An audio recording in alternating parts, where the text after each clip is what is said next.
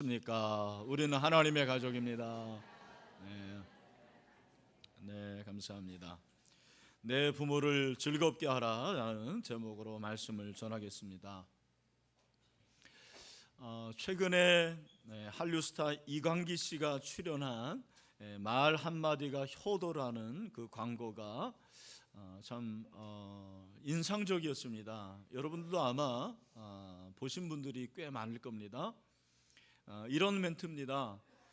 밥 한 번 사준 선배에게는 형 고마워 하면서 매일 밥 해주는 엄마에게는 물이나 줘, 그런다라는 거예요. 여자친구 생일에는 생일 축하해 하면서 엄마 생일에는 엄마 생일이었어? 5분 기다려준 선배에게는 선배님 죄송합니다, 늦었습니다 고 하면서 매일 기다려주는 엄마에게는 왜 나왔어? 라고 한다라는 거예요. 참 실감나는 얘기입니다. 그러면서 부모님께 고마워요 아빠, 고마워요 엄마라는 말을 한 적이 있는지 그렇게 묻고 있습니다. 여러분, 이상하게 우리는 가까운 사람에게는 함부로 하는 것 같아요. 가까운 사람은 귀하게 여겨야 되는데 오히려 가까운 사람이 소중한 걸 잘 모르는 것 같아요. 그리고 멀리 있는 사람은 막 기쁘게 즐겁게 하려고 하면서 정말 가까운 사람, 부모님, 그리고 내 배우자, 이런 사람에게는 그렇게 살갑게 못하는 것 같습니다. 뭐 남성들이 다 그러는 건 아니지만 제가 아는 남성들 중에서 가정에서는 그렇게 무뚝뚝하고 정도 없고 가정에서는 그렇게 섬김만 받으려는 분이 밖에만 나가면 너무너무 잘 섬겨준다는 거예요. 그래서 그 사람 참 인간성 좋다, 정이 있다, 참 살같이 한다, 이런 얘기를 듣는 그런 남성들이 간혹 있는 것 같습니다. 오늘 본문에서 솔로몬이 뭐라고 얘기합니까? 내 부모를 즐겁게 하며 너를 낳은 어미를 기쁘게 하라, 그렇게 말씀을 하고 있습니다. 여러분, 대학이라는 책을 보면 만물에는 근본적인 것과 지엽적인 것이 있나니 곧 먼저 할 것과 나중할 것이라. 사람이 먼저 할 것과 나중할 것을 바로 알면 도에 가까우니라, 그렇게 말을 했어요. 여러분, 인간이 제일 먼저 해야 될 도리가 뭐겠는가? 여러분, 인간이 제일 먼저 해야 될 도리가 뭘까요? 그건 다른 거 아닙니다. 우리를 창조하시고 우리를 구원하신 그 하나님, 그 하나님을 기쁘게 하는 것, 그것이 인간의 첫 번째 도리인 줄로 믿습니다. 그것이 소요리 문답 1문이에요. 1문. 그리고 1답에 나와 있어요. 사람의 제일 되는 목적이 무엇입니까? 그러면 답이 뭐예요? 하나님을 영화롭게 하고 그를 영원토록 즐거워하는 것입니다. 할렐루야. 하나님을 기쁘게 하고 하나님을 영화롭게 하는 것이 인간의 제일 되는 목적이에요. 오늘도 우리가 예배합니다. 여러분, 우리의 예배를 통해서 하나님께서 영광을 받으시기를 간절히 소원합니다. 하나님이 기뻐하시는 예배가 되기를 원합니다. 우리가 존재하는 목적이 하나님을 기쁘게 하는 거죠. 하나님을 공경하는 것입니다. 신명기 10장 12절에 보니까 이스라엘아, 내 하나님 여호와께서 내게 요구하는 것이 무엇이냐? 곧 하나님 여호와를 경외하며 그의 모든 도를 행하고 그를 사랑하며 마음을 다하고 뜻을 다하여 내 하나님 여호와를 섬기고라고 말씀하고 있습니다. 많이 배웠든 적게 배웠든 상관이 없습니다. 명문대학을 나왔든 삼류대학을 나왔든 상관이 없는 거예요. 저와 여러분이 하나님을 공경하고 하나님을 섬기고 하나님을 기쁘게 하면 그것이 인간의 도리를 다하는 거예요. 그리고 그 다음에 도리가 뭐겠느냐? 저는 그것이 부모님에게 효도하는 것이라고 생각을 합니다. 부모님을 즐겁게 하는 거죠. 부모님을 공경하는 것입니다. 성경은 여러분 효를 강조하고요, 특별히 부모가 자녀 교육을 할 때 제일 먼저 해야 될 교육이 바로 부모를 공경하는 교육이라고 말씀하고 있습니다. 디모데전서 5장 4절에 보면 그렇게 나와 있습니다. 우리 다 같이 한번 5장 4절 읽어봅시다. 시작. 만일 어떤 과부에게 자녀나 손자들이 있거든 그들로 먼저 자기 집에서 효를 행하여 부모에게 보답하기를 어떻게 해요? 배우게 하라. 이것이 하나님 앞에 받을 만한 것이니라. 아멘.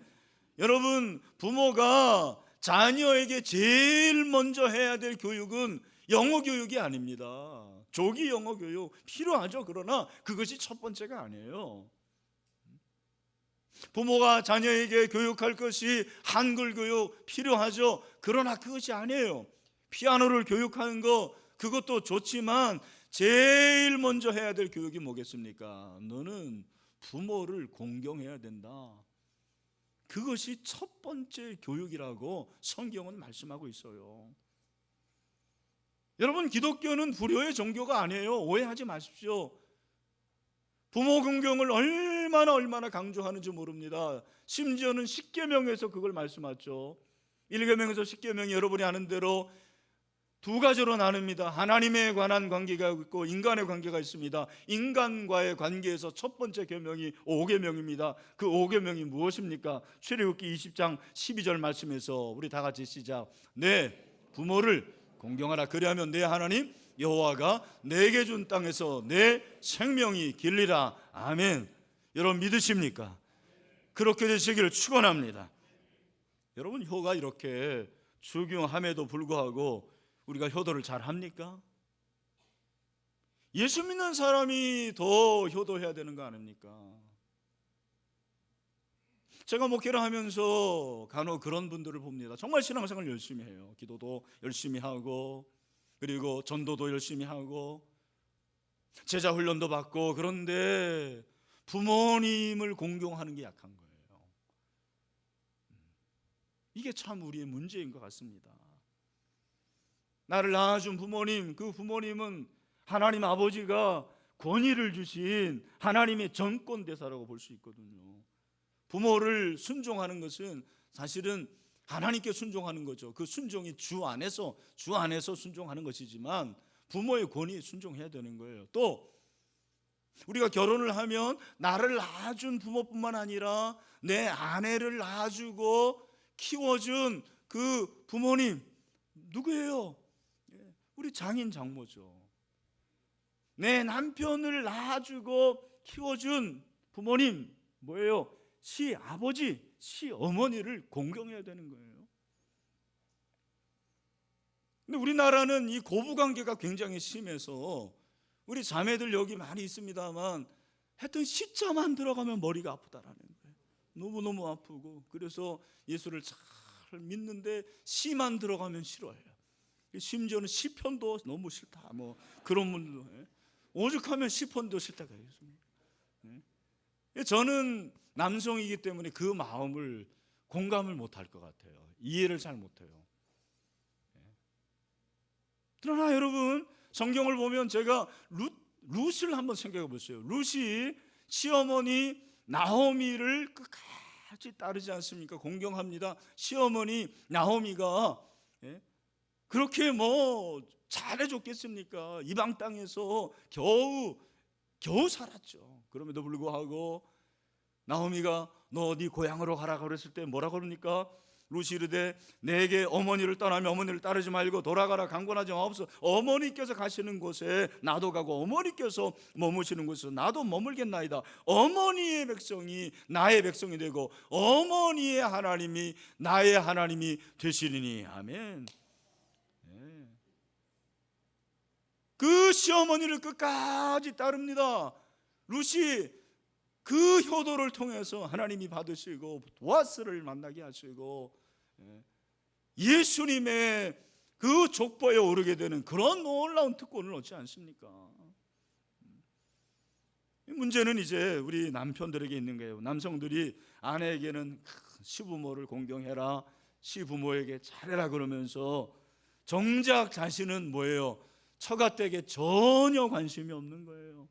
처가댁에 대해서 관심이 없습니다. 이게 누구 얘기를 하는 건지는 모르겠지만 하여간 장인 장모님 잘해야 되는데 잘 못하는 것입니다.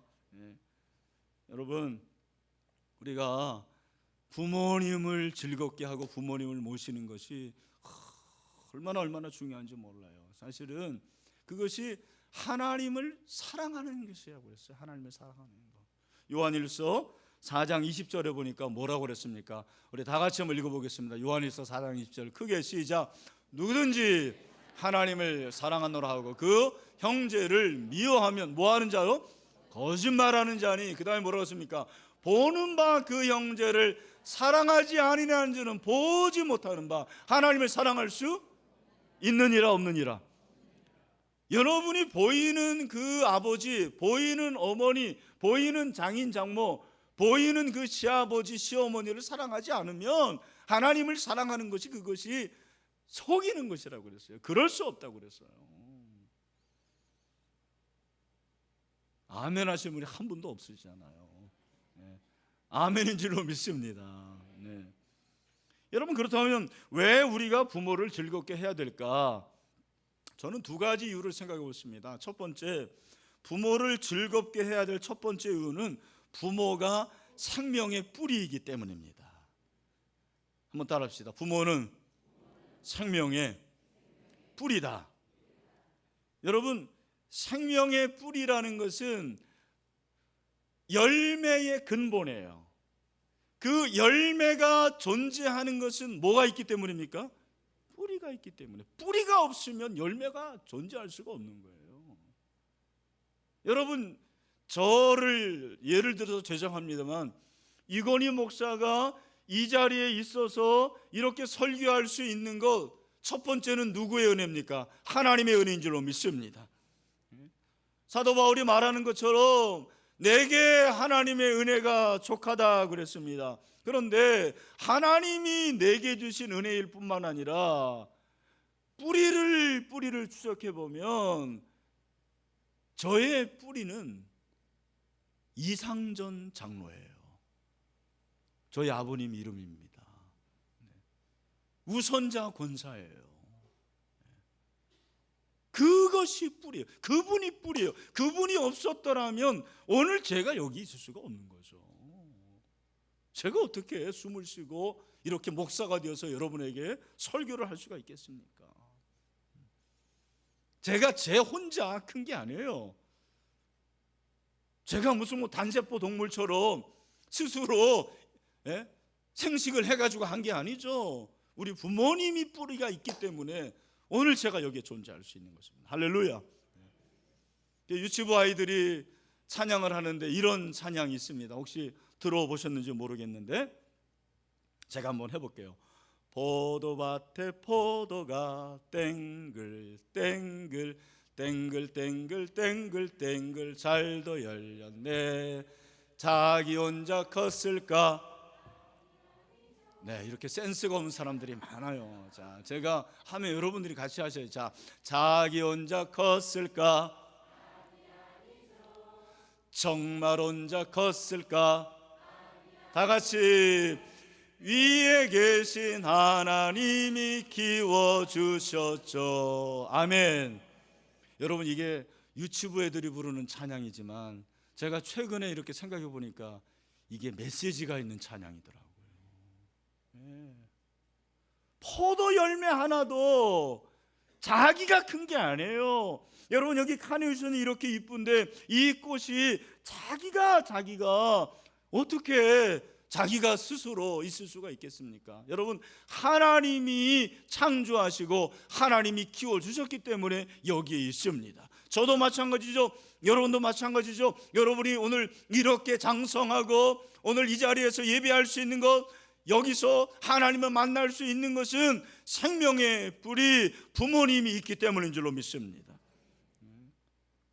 그러니까 여러분, 생일 축하합니다 할 때 왜 태어났니 그런 노래 부르면 안 돼요. 그거 금지곡이에요. 금지곡. 정말 부모에 대한 그거는 모욕이에요. 모독입니다. 여러분, 왜 태어났니가 아니죠. 부모님의 은혜로 태어난 줄로 믿습니다. 두 번째, 왜 부모를 즐겁게 해야 되느냐? 대인 관계의 첫 번째가 바로 부모와의 관계이기 때문에요. 굉장히 중요한 부분이에요. 여러분, 여기 부모님들 분들은 잘 기억하십시오. 자녀들과 여러분의 관계가 그 자녀가 앞으로 대인 관계에서 결정적인 것을 좌우하는 거예요. 여러분, 부모와의 관계가 좋지 않으면, 불화하면은요, 대인 관계가 좋지 않습니다. 그래서 치유할 때 그 치유의 첫 번째가 뭔지 아십니까? 아버지와의 관계를 치유합니다. 어머니와의 관계를 치유하는 거예요. 아버지와의 관계가 하나님과의 관계를 투사해요. 그걸 투사라고 그러잖아요. 하나님 아버지를 사랑의 하나님으로 느끼지 못하는 게 아버지에 대한 관계 때문에 그래요. 어머니의 관계가 좋지 않으면 하나님과의 관계가 좋지 않을 때가 많아요. 그리고 그 관계가 다른 사람과에도 영향을 미치는 것입니다. 여러분, 왜 그렇습니까? 부모와의 관계가 첫 번째 관계예요. 아이가 태어나서 제일 먼저 맺는 관계가 부모와의 관계예요. 아빠와의 관계죠. 엄마와의 관계죠. 그러니까 그 관계가 중요하기 때문에 첫 번째 관계를 잘해야 되고, 그리고 부모를 즐겁게 하는 것은 곧 대인관계에서 결정적인 영향을 미치는 것입니다. 오늘 여러분 가운데서 부모를 용서하지 못하고 부모에 대한 상처가 있고 부모를 미워하고 그런 분들이 있습니까? 성령 하나님께서 그 모든 관계 가운데서 치유하는 역사가 있게 되기를 간절히 소원합니다. 여러분, 우리가 이렇게 부모를 즐겁게 해야 되는 것을 알면서도 왜 우리가 불효하지 못할까? 왜 우리는 불효할까요? 왜 효도하지 못할까요? 왜 부모님을 기쁘게 즐거워하지 못할까요? 왜 그럴까요? 저는 그 원인이 바로 죄 때문이라고 생각을 합니다. 자녀의 타락한 의지와 부모의 타락한 의지가 부딪힐 때 불효가 나오는 거예요. 자녀의 타락한 의지가 뭘까 생각해 봤습니다. 그건 내 중심이에요. 이기주의입니다. 부모가 더 나에게 희생하기를 원하는 거예요. 더 좋은 것을 주기를 원하는 거죠. 부모를 한번 생각해 보는 게 아니에요. 부모를 헤아리지 못합니다. 나만 알아요. 오늘날 자녀들 중에서 그런 자녀들이 참 많은 것 같아요. 계속 달라라는 거예요. 이제 결혼했으면 독립해야 되는데 독립하지 않고 더 달라고 하는 것입니다. 끝까지 달라고 그래요. 그래서 부모의 유산까지 미리 받으려고 하는 자녀들이 얼마나 많은지 몰라요. 참, 우리나라의 문제인 것 같아요. 너무너무 이기적인 자녀들이 많습니다. 그래서 이런 자녀들은요, 부모에 대해서 뭐라 그럽니까? 아빠가 나에게 해준 게 뭐예요? 꼭 이렇게 얘기합니다. 엄마가 나에게 해준 게 뭐예요? 여러분, 이런 멘트 하지 마세요. 정말 그러면 안 된다고 생각해요. 그러면서 엄마가 뭔데 나한테 이래라 저래라 하는 거야. 아빠가 뭔데 나한테 명령하는 거야. 이런 식으로 나오는 거예요. 여러분, 그 말을 듣는 여러분의 부모의 마음이 어떻겠습니까? 모든 것이 무너지는 거예요. 모든 것이 무너집니다. 철이 덜 들어죠. 이런 얘기가 있더라고요. 4살쯤 되면 자녀가 우리 아버지는 전지전능하다고 믿는다고 그래요. 네. 우리 저기 영화부에 아이들은 그렇게 생각할 거예요. 유치부 애들은 그렇게 생각할 거예요. 근데 12살쯤 되면 우리 아버지는 아는 것이 많지 못하다고 느낀대요. 우리 엄마가 무식하다는 걸 12살, 아니 요즘에 한 7살이면 알 것 같아요. 인터넷도 못하고 휴대폰도 맨날 전화만 걸고. 15살쯤 되면 우리 아버지는 구식이야, 시대에 뒤떨어졌다라고 느낀대요. 21살쯤 되면 우리 아버지는 골동품이야, 차라리 없는 게 낫다.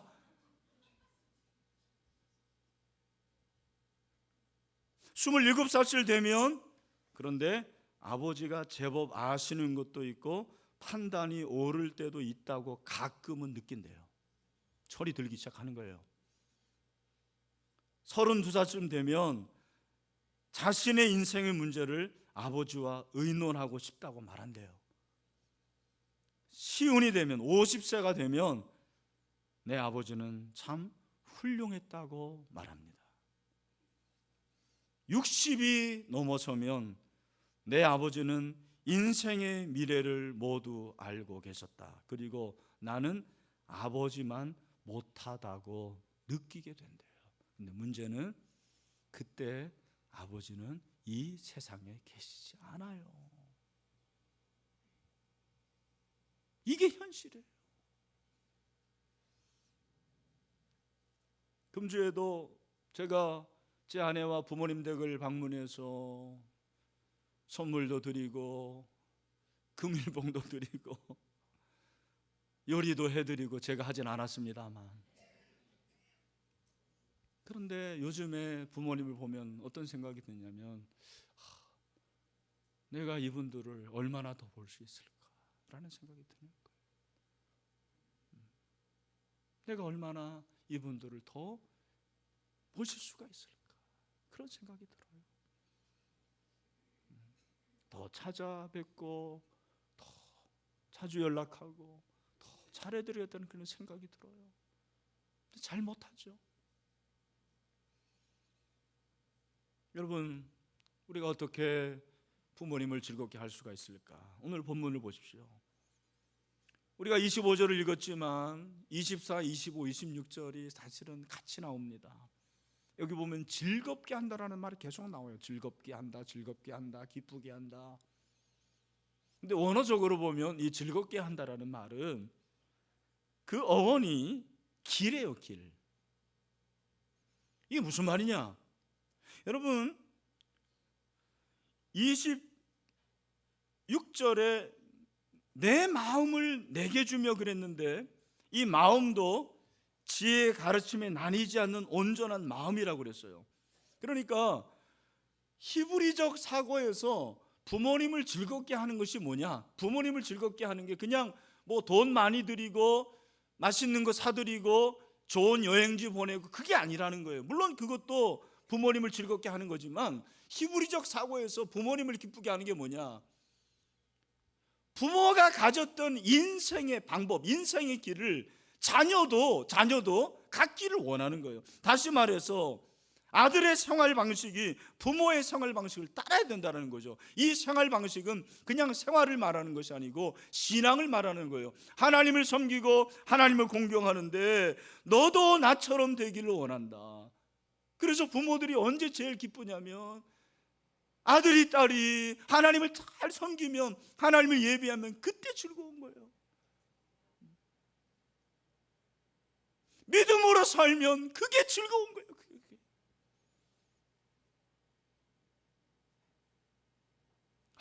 이게 바로 히브리적 효와 우리 대한민국의 효의 차이점이더라고요.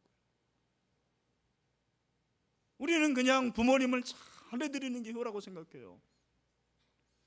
근데 대부분 못해요. 그러니까 언제 잘해요? 죽은 다음에 잘해요. 부모님이 돌아가신 후에. 제사를 얼마나 잘 드리는지 몰라요.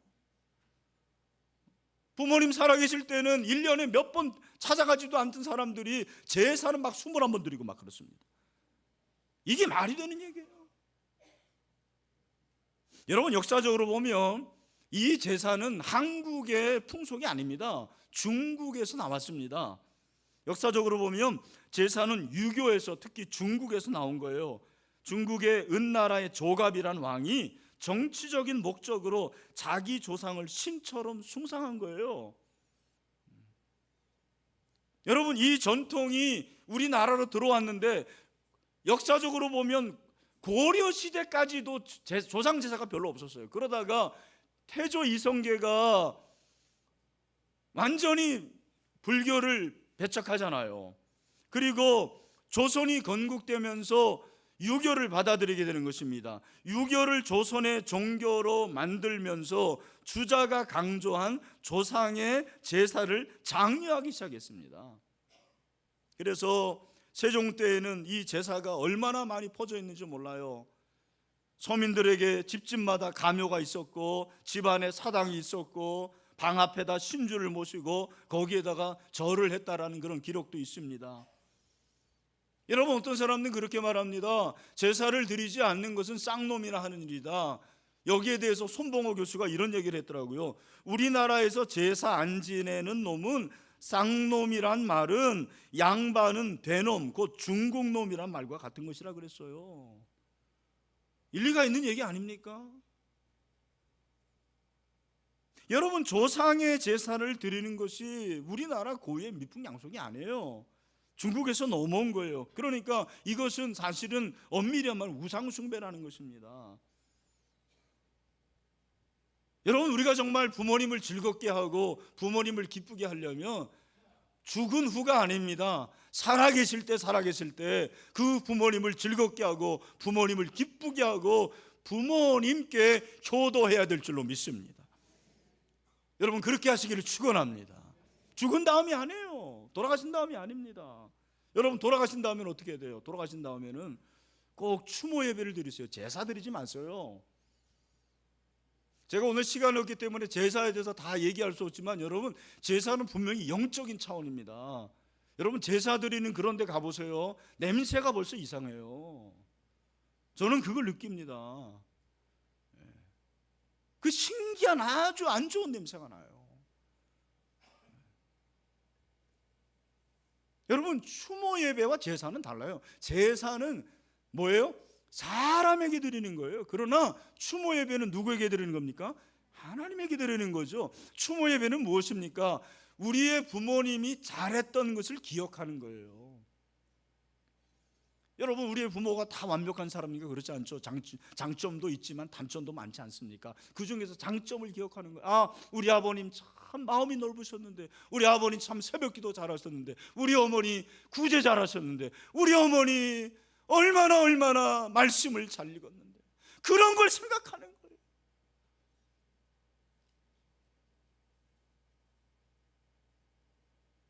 하늘과 땅의 주가 되신 예수 그리스도 안에서 하나님의 은총을 기억하고 부모님의 은혜를 다시 한번 기억하는 것이 추모예배.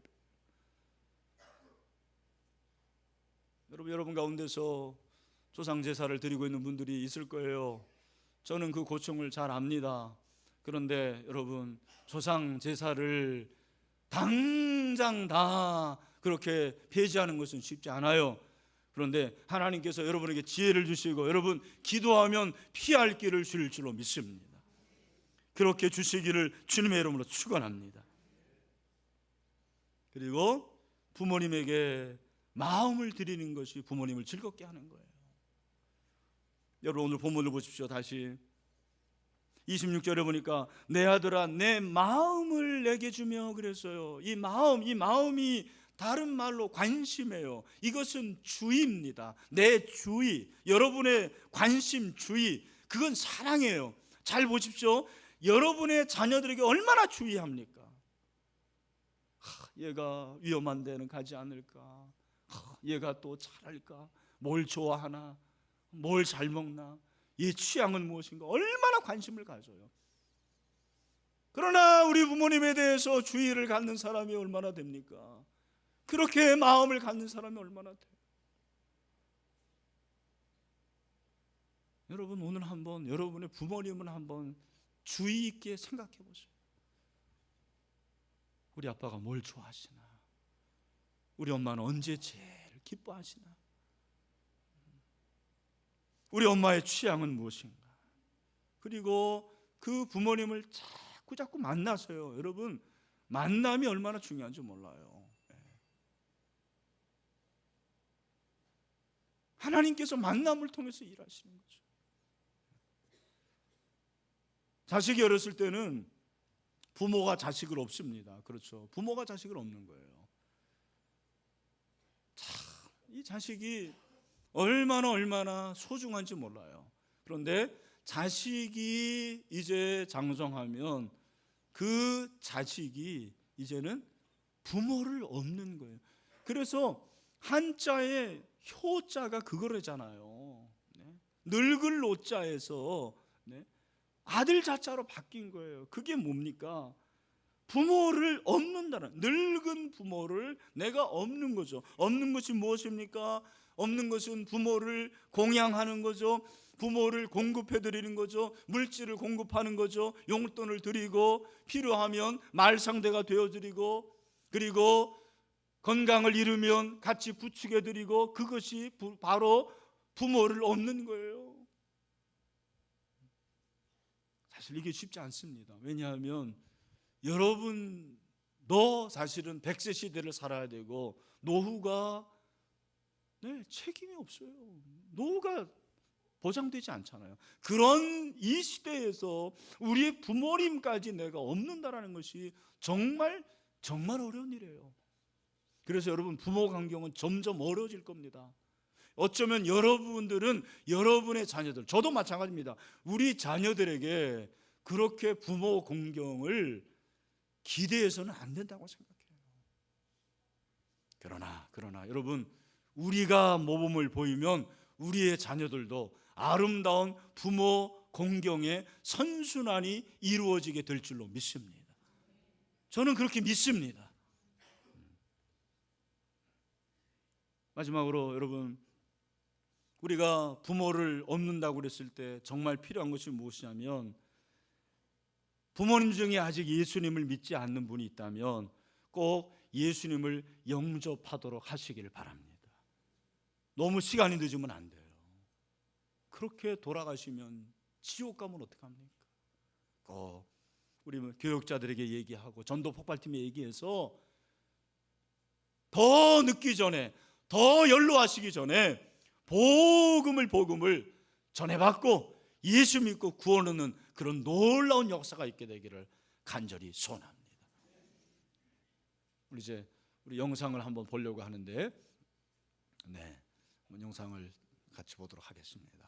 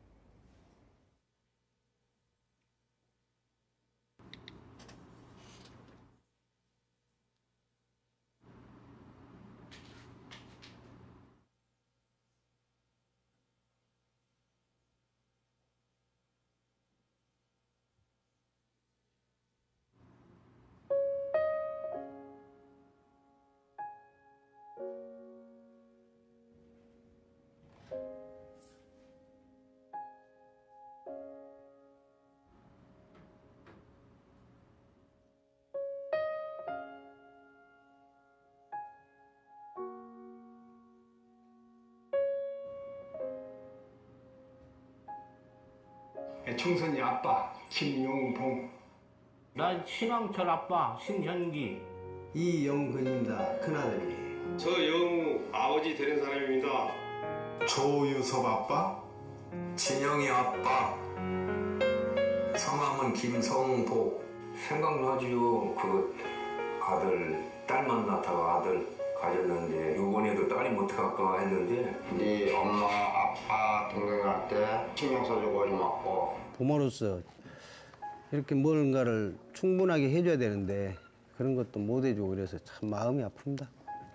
아들이라는 것은 어느 누가 바꿀 수도 없는 것이고 크게 뭐 도와주지도 못했고 했는데 그들이 알아서 잘 커가지고 계속 부족한 게 부모 마음 아닐까요? 죽는 순간까지. 제가 그런 마음으로 살고 있어요. 계속 부족한 거예요. 너무 엄하게 했던 게 그게 좀 미안해.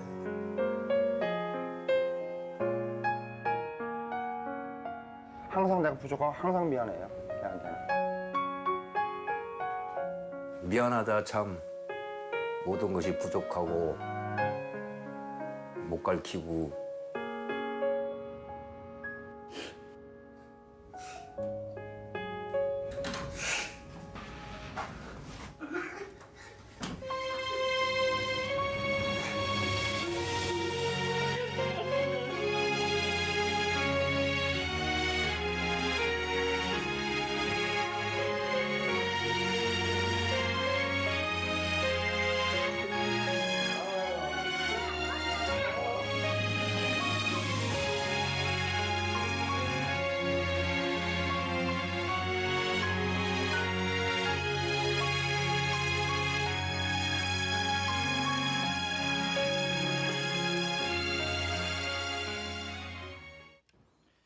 네, 말씀을 냈습니다. 여러분 아마 이미 즐겁게 해드려야 될 부모님이 천국에 가신 분들도 많을 거예요. 그런 분들은 여러분의 부모님의 장점을 꼭 한 가지 생각하세요. 그리고 그 장점을 여러분의 자녀들에게 말해주세요. 여러분도 그 장점을 계속 선순환시킬 수 있도록 하십시오.